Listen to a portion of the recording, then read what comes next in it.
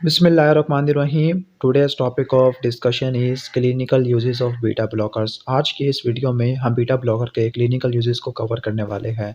तो आपने करना क्या है, ये सारी वीडियोस को हासिल करने के लिए आपने ऑटोनॉमिक नर्वस सिस्टम की प्लेलिस्ट में जाना है। वहाँ पर आपको एएनएस की तमाम वीडियोस मिल जाएगी, जिनसे आप रिवाइज अच्छे तरीके से कर सकते हो और अच्छी प्रिपरेशन कर सकते हो। स्टार्ट करते हैं clinical uses of beta blockers. जो बीटा ब्लॉकर्स होती है, बीटा रिसेप्टर को ब्लॉक करके क्या क्या एक्शन करती है, तो उनकी क्लिनिकल एप्लीकेशन को कवर कर लेते हैं। आपने वीडियो को लाइक कर देना है, चैनल बनाई हो तो सब्सक्राइब भी कर देना है। अब इनकी क्लिनिकल एप्लीकेशन को तकरीबन हम 6 कैटेगरी में डिवाइड कर देते हैं। पहली क्लिनिकल एप्लीकेशन का नाम है ओपन एंगल ग्लूकोमा, दूसरी थायराइड स्टॉर्म, तीसरी CVS application cardiovascular system application, चौथा सीओपीडी, पांचवा pheochromocytoma, last but not least वो है इन्फेंटाइल हीमेंजियोमा। तो ओपन एंगल ग्लूकोमा के लिए वो ड्रग यूज़ की जाती है, वो बीटा ब्लॉकर जिनके पास लोकल एनेस्थेटिक प्रॉपर्टी नहीं होती, जिनके पास मेम्ब्रेन स्टेबलाइजिंग प्रॉपर्टी नहीं होती। क्योंकि जब इनके पास लोकल एनेस्थेटिक प्रॉपर्टी नहीं होगी तो ये कॉर्नियल रिफ्लेक्स को ब्लॉक नहीं कर पाएगी। ठीक हो गया, तो इनको हम ओपन एंगल ग्लूकोमा के अंदर इस्तेमाल कर सकते हैं, स्पेसिफिकली टिमालोल और बिटॉक्सोलोल। जबकि क्लोज्ड एंगल ग्लूकोमा के लिए हम मैनिटोल यूज़ करते हैं, जो इंट्रावीनस फॉर्म में दिया जाता है। थायराइड स्टॉर्म, जिसको सीवियर थायरोटॉक्सिकोसिस बोलते हैं या इमरजेंसी कंडीशन बोलते हैं, इस केस में आप प्रोपेनोलोल और एस्मोलोल यूज़ करते हैं। एस्मोलोल जो रैपिड एक्शन के लिए, जो प्रोपेनोलोल है थोड़ा सा डिलेड एक्शन के लिए। जो ये ड्रग्स क्या करती है, ये जो थायराइड हार्मोन्स के जो सिनर्जिस्टिक इफेक्ट होता है, क्योंकि थायराइड हार्मोन कैटेकोलामीन के इफेक्ट को बढ़ा देते हैं, इनके रिस्पॉन्स को बढ़ा देती है।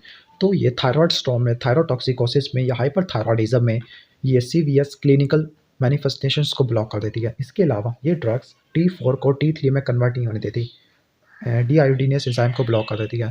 ठीक है, इसके बाद बारी है सीवीएस एप्लीकेशन की। तो सीवीएस एप्लीकेशन में आपको पता है कि कार्डियोवैस्कुलर सिस्टम के फार्माकोलॉजी के चैप्टर्स होते हैं, हाइपरटेंशन, एंजाइना, एरिथमिया और उसके अलावा क्रोनिक हार्ट फेलियर।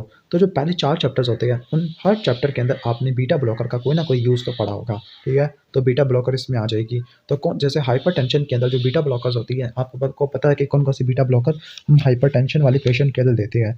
तो जो प्रोपेनोलोल होती है, ये देती है बीटा ब्लॉकर के तौर पर। ठीक हो गया, ओके। इसके अलावा आपको पता है कि एटिनोलोल होती है, लेबिटोलोल होती है, जो कि कंबाइंड अल्फा और बीटा रिसेप्टर को ब्लॉक कर देती है। तो ये हाइपरटेंशन वाले पेशेंट में इस्तेमाल करते हैं। एंजाइना में जो बीटा ब्लॉकर यूज़ करते हैं, उसका मिमोनिक होता है मैप, नक्शा। एम से मेटाप्रोलोल, मेटाप्रोलोल से, हाँ सही, मेटाप्रोलोल। एक होती है मेटाप्रोटिनोलोल, जो कि बीटा 2 एगोनिस्ट होती है। ए से एटिनोलोल और पी से प्रोपेनोलोल। ये क्लासिकल एंजाइना को ट्रीट करने के लिए इस्तेमाल होती है, जिसको बोलते हैं एंजाइना ऑफ एफर्ट। नेक्स्ट है एरिथमिया। एरिथमिया वाले केस में हम PASE पैसा लेते हैं। पी से प्रोपेनोलोल, ई से एस्मोलोल, एस से सोटालोल, ए से एटिनालोल। एरिथमिया को ट्रीट करने के लिए इस्तेमाल होते हैं, स्पेसिफिकली वेंट्रिकुलर एरिथमिया। नेक्स्ट है chronic heart failure. Chronic heart failure के लिए जो ड्रग हम यूज़ करते हैं वो होती है LCM और N।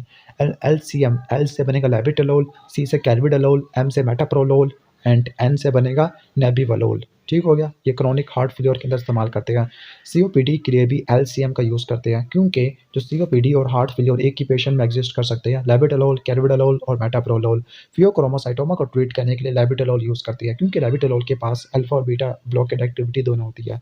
इसके अलावा जो लेबिटोलोल होती है, ये प्रेगनेंसी में यूज़ करते हैं, ड्रग ऑफ चॉइस होती है फॉर हाइपरटेंशन।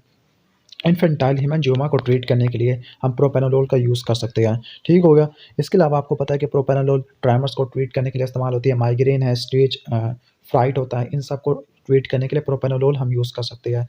तो ये कुछ इंपॉर्टेंट क्लिनिकल एप्लीकेशन थी।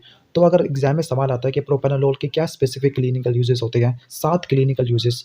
तो ये इस्तेमाल होती है एथेरोस्क्लेरोटिक एंजाइना में, वेंट्रिकुलर एरिथमिया को ट्रीट करने के लिए, हाइपरटेंशन के अंदर, थायरोटॉक्सिकोसिस के अंदर, एसेंशियल ट्राइमेट में, स्टेज फ्राइट में या माइग्रेन को ट्रीट करने के लिए इस्तेमाल होती है। अगर हम बीटा ब्लॉकर की टॉक्सिसिटी को पढ़ते हैं, तो उसकी टॉक्सिसिटी डिफरेंट सिस्टम के ऊपर डिफरेंट होती है, बीटा रिसेप्टर की ब्लॉकेट की वजह से। सीवीएस के ऊपर ब्रेडिकार्डिया हो जाएगा, एवी ब्लॉक हो जाएगा, हार्ट फेलियर हो जाएगा। इसकी वजह से बीटा ब्लॉकर को एक्यूट हार्ट फेलियर में नहीं देते।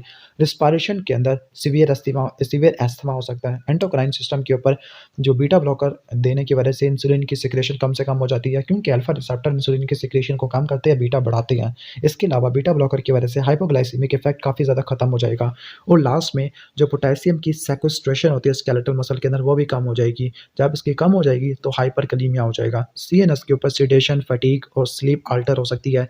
जेनिटल सिस्टम के ऊपर सेक्सुअल डिस्फंक्शन आ सकती है, क्योंकि आपको पता है कि जो सिम्पैथेटिक का मेन फंक्शन है इजैकुलेशन और पैरासिम्पैथेटिक का मेन फंक्शन है इरेक्शन।